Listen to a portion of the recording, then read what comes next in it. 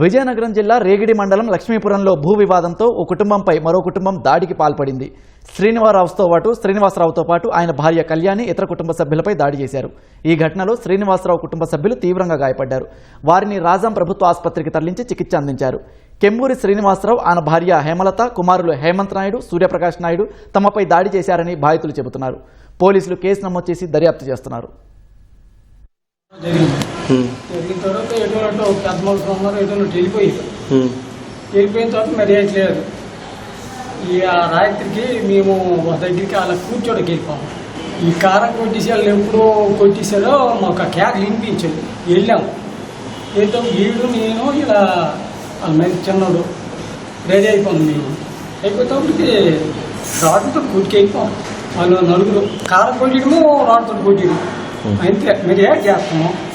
నాకు ఉల్లా తగిలిసిపోయింది. రాకపోతే స్థలం కోసము పెద్దలలోనే వాగ్వాదము అయింది. అది అవుతుండగానే నేను మా ఆయన మా ఇంటి దగ్గర కళ్ళంలో ఇంటి దగ్గర మేము ఉంటాం లోన్లీగా. ఆ ఇంట్లోనేమో మా ఇద్దరము ఉండడం చూసి నన్ను నా భర్తని గాయపరిచారు. నా భర్తకి ప్రైవేట్ పార్ట్లోని తల మీద గాయపరిచారు విపరీతంగాను. నాకు ఈ చేతుల మీద, నాకు ప్రైవేట్ పార్ట్ మీద, తల మీద కొట్టారు విపరీతంగాను.